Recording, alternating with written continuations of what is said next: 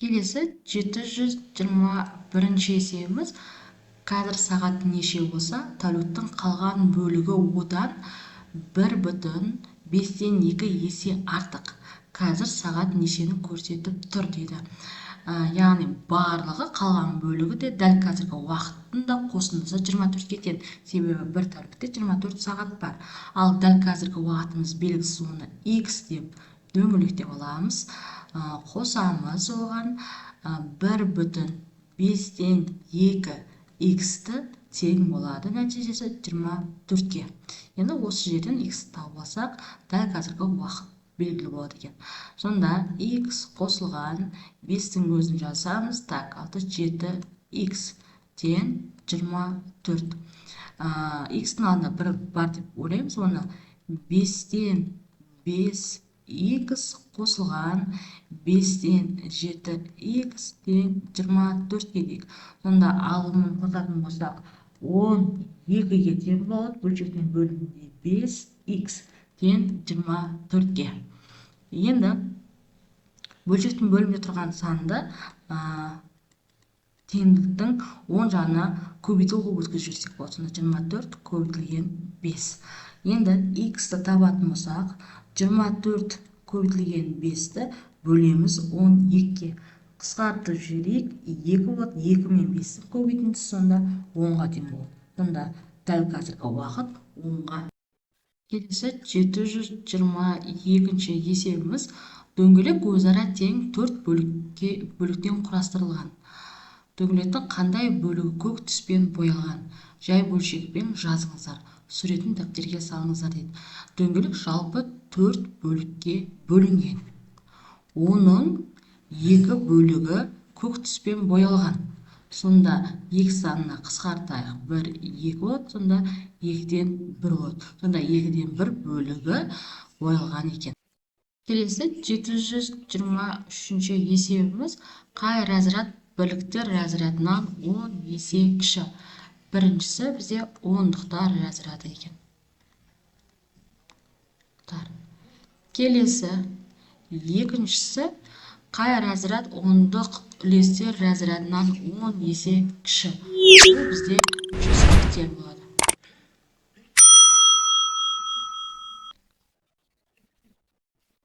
Келесі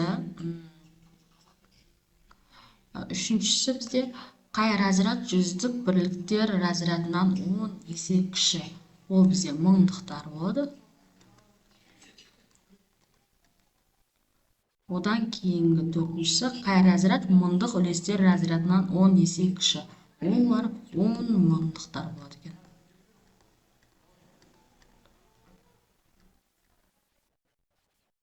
Төртінші есептің біріншісін шығарайық. Ондық бөлшек түрінде жазыңыздар. Біріншісі 100-ден 6. Ол дегеніміз 0,100-ден 6 болады екен. Келесі екіншісін жазайық. 1000-нан 17. Ол дегеніміз 0,1000-нан 17. Келесі 1000-нан 303. Ол дегеніміз сонда 0,1000-нан 303 болады екен. Келесі 1000-нан 7. 0,1000-нан 7. Келесі 1000-нан 99 тең 0,099 болады. Сонда 1000-нан 99 болады екен. Келесі 1000-нан 8. Ол деген 0,008. Келесі 10.000-нан 705. Так, 10.000-нан 705. Ол дегеніміз соны 0,0705 болады. Келесі екіншісін шығарайық. 10-нан 404.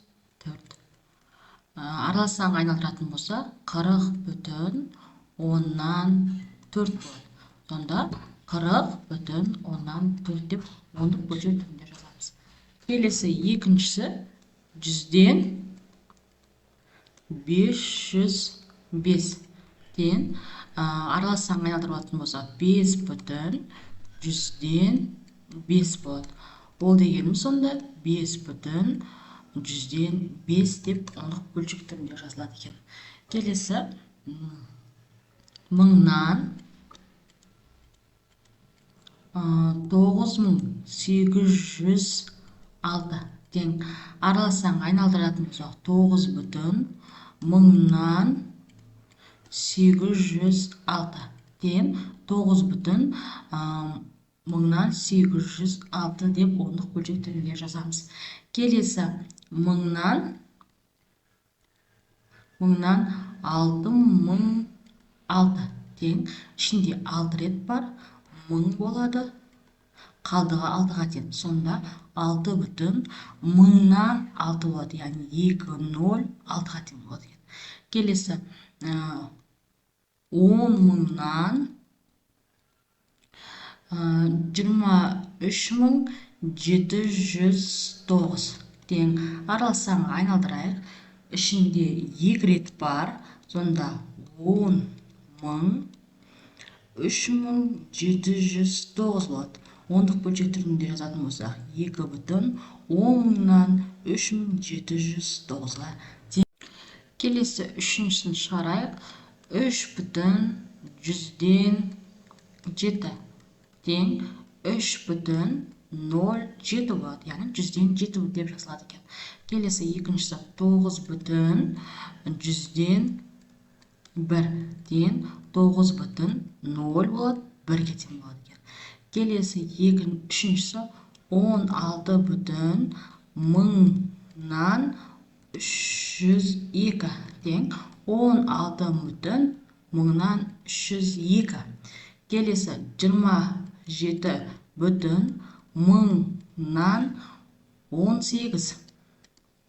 Ол деген сонда 27,018 болады екен. Яғни 1000-нан 18. Келесі 42,1000-нан 6 тең 42,1000-нан 6 болу үшін 2 0 қоямыз, 6 болады. Келесі 77,1000-нан 315 тең 77,1000 болу үшін 1 0 қоямыз, сонда 315. Сонда 10.000-нан 315-ге